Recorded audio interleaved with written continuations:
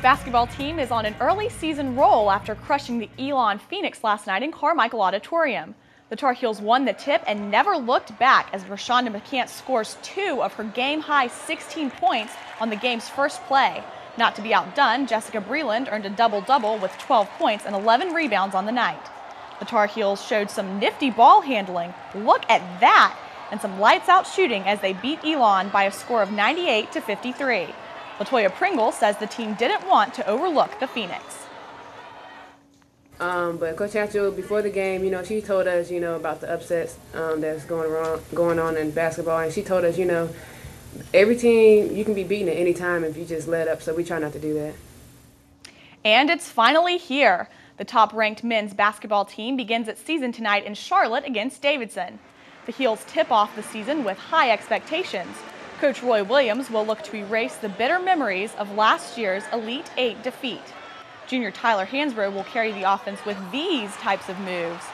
Wayne Ellington and Marcus Ginyard should also contribute from the backcourt.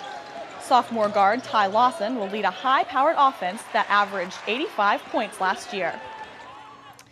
The field hockey team is in the Final Four for the first time since 2000. Nick Kane gets the team's take about the road ahead and the trail the Heels have already blazed. The field hockey team's looking for the perfect end to a perfect season. For the first time in our careers, we're going to the Final Four. It's nice to see everything coming together as a senior. So. At the end of the game on Sunday, I cried.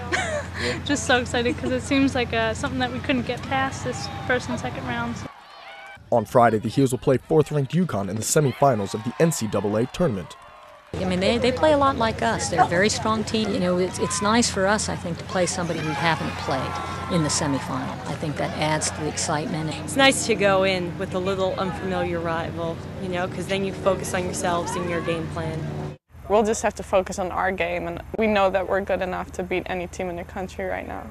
After an undefeated regular season, the only change for the Heels will be lighter conditioning and shorter practices, something the players appreciate. We had a really hard 3 months of practicing and stuff, and I think that we're ready. I know I'm fatigued, so cutting down on practice time and just doing shorter periods of intensity will really help rejuvenate the legs. The ladies will be playing at Maryland instead of Henry Stadium this weekend, something they don't see as a disadvantage. The team reflected on the season thus far, and it's the postseason that they'll remember most. Coming from behind to win the ACC championship, I mean, that was pretty much a thrill, I think, for everybody involved in it. For our team not to come from behind once, not twice, but 3 times and win it in sudden victory, that was a great thrill.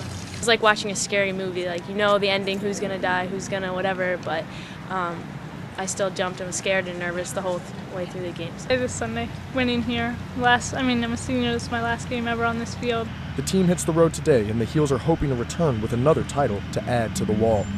In Chapel Hill, I'm Nick Kane, Carolina Week Sports.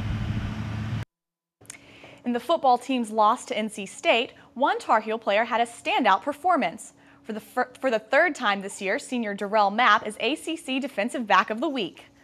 On Saturday, Mapp had 15 solo tackles and a sack, and he's tied for first place in the conference for total tackles with 112. Still, he says he'd prefer a win.